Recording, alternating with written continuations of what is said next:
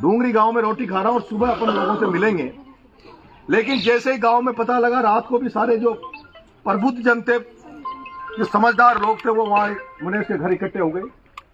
और अभी अभी सुबह पूरा गांव आप लोग यहां इकट्ठे हो।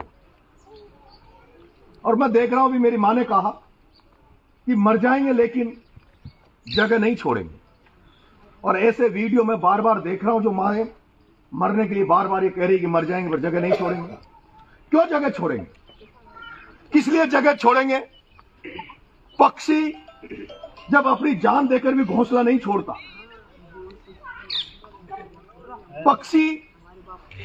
पक्षी जो जान देकर भी घोंसला नहीं छोड़ता, तो हम तो आदमी हैं। हमारी पीढ़ियां दर पीढ़ियां यहां रही है। एक कहावत है, जननी जन्मभूमि स्वर्ग से महान है। जननी और जन्मभूमि स्वर्ग से महान है। स्वर्ग नहीं देखा, लेकिन स्वर्ग की जब कल्पना करते हैं हम, तो स्वर्ग एक ऐसा होता है जहां दुख दर्द का कोई नाम नहीं, जहां कष्टों का कोई काम नहीं। और उस स्वर्ग की जब कल्पना करते हैं तो हम देखते हैं कि या तो स्वर्ग को हम मां के रूप में देखते हैं जिसने हमें पैदा किया है, और या स्वर्ग को हम जननी जन्मभूमि के रूप में देखते हैं, जहां हम पैदा हुए उसको हम स्वर्ग के रूप में देखते हैं। आज इस गांव के लोगों को आपको ये कह दिया जाए कि इस गांव को छोड़ दो, घरों को छोड़ दो, आपको हम दिल्ली में 5 स्टार होटल में रखेंगे, मुझे नहीं लगता 5 दिन भी आप उस होटल में रहोगे। 5 दिन भी नहीं रहकर आप वापस अपने गांव में आ जाओगे, क्योंकि ये हमारी जन्मभूमि है, जहां हम पैदा हुए हैं, जहां से हमारा खून का रिश्ता है। मैं रात को भी कह रहा था कि 1 इंच खेत की मेड़ अगर कोई भाई भी फाड़ देता है, उसको टॉर्चर, वो परेशान करता है, तो हम सगे भाई को मार देते हैं, उसके गंडासी दे देते हैं। तो जब 1 इंच मेड़ के लिए हम अपनी भाई को मार सकते हैं, तो क्षेत्र गांव में ये हजारों लाखों लोगों की जमीन जायदाद, खेत परिवार, जानवर, वो कैसे अपने घरों को छोड़ देंगे? और छोड़ भी दो तो मैं आपसे कहना चाहता हूं, जहां जहां विस्थापन हुआ है, आप बिशलपुर में चले जाओ, जहां गांव डूब में आए थे, वो लोग चले गए थे। आज आप उन बिशलपुर वालों की हालत देखोगे जहां विस्थापन हुआ है।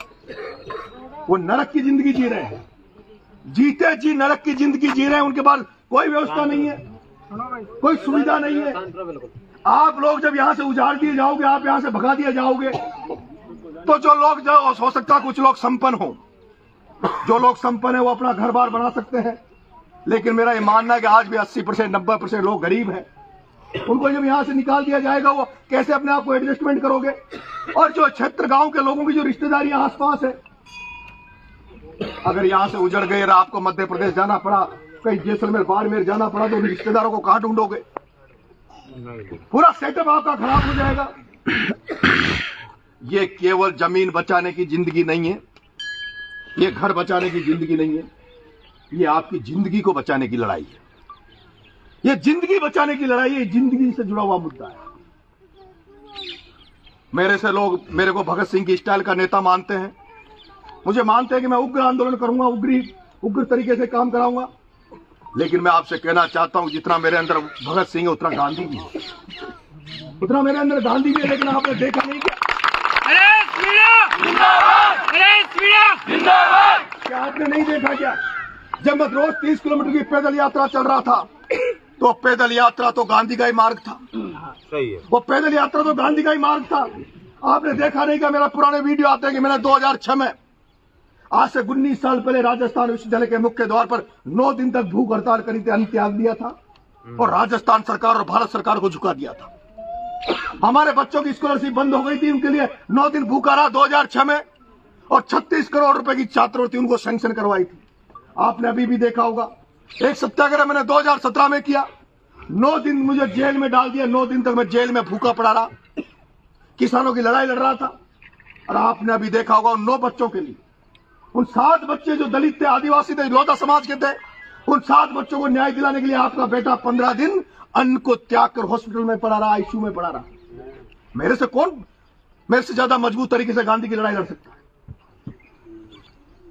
भगवान ने मुझे 25 साल का इतना अनुभव दे दिया, इतना आंदोलन कर लिए, कि अगर ये आपके लोग अगर नरेश मीणा पे भरोसा करेंगे, जो मार्ग आप प्रशस्त करोगे, जो मार्ग आप दिखाओगे, जब तक आप नहीं कहोगे कि अभी तक टेढ़ी अंगुली करने की जरूरत नहीं है, तब तक टेढ़ी अंगुली नहीं करूंगा। आप ही के आदेश की पालना करूंगा, कमेटी के आदेश की पालना करूंगा।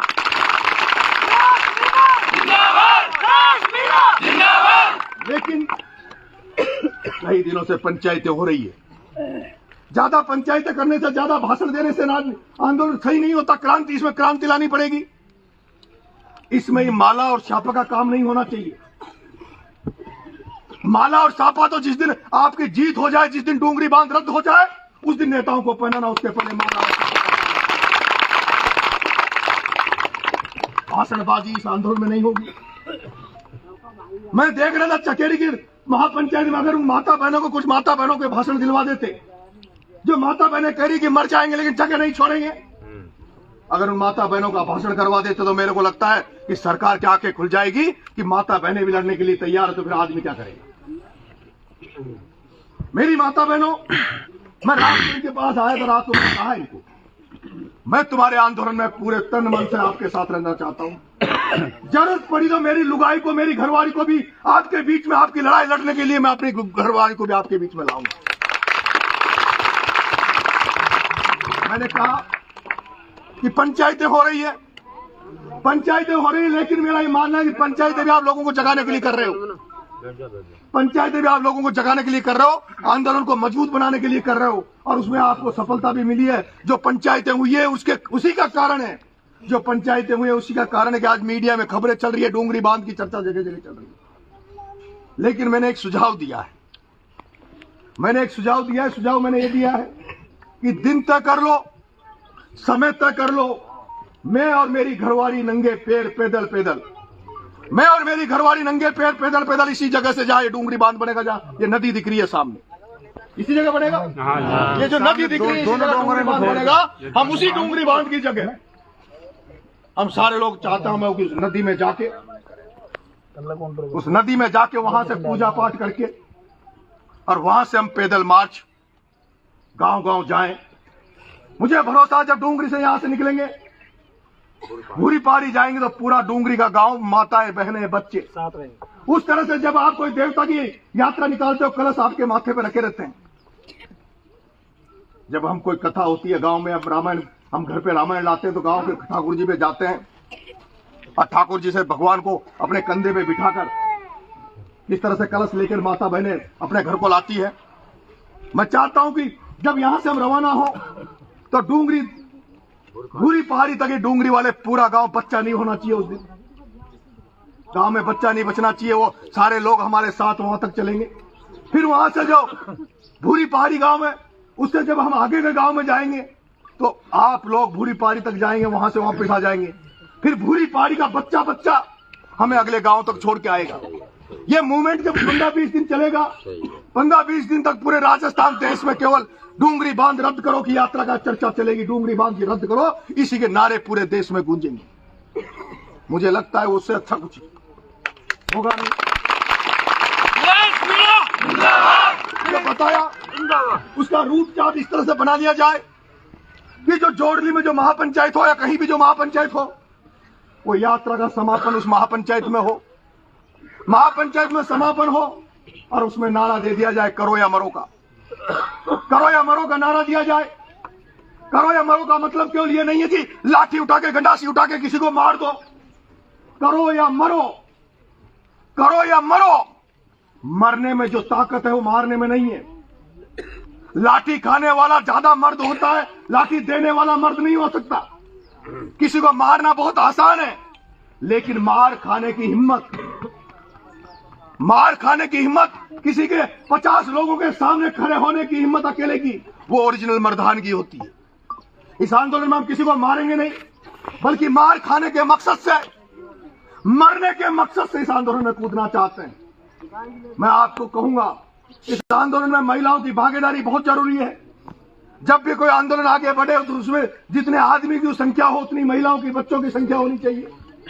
अगला जो आंदोलन हो, अगर यहाँ के 50,000 आदमी, लाख आदमी इन गांवों के अगर भूख हड़ताल पे बैठ जाए, आमरण अनशन में बैठ जाए, एक दिन भी आप पूरे दिन भर चूल्हा नहीं बढ़ाओ गांव में, क्या एक दिन भूखे नहीं रह सकते? हमारे गांव में कोई डेथ हो जाती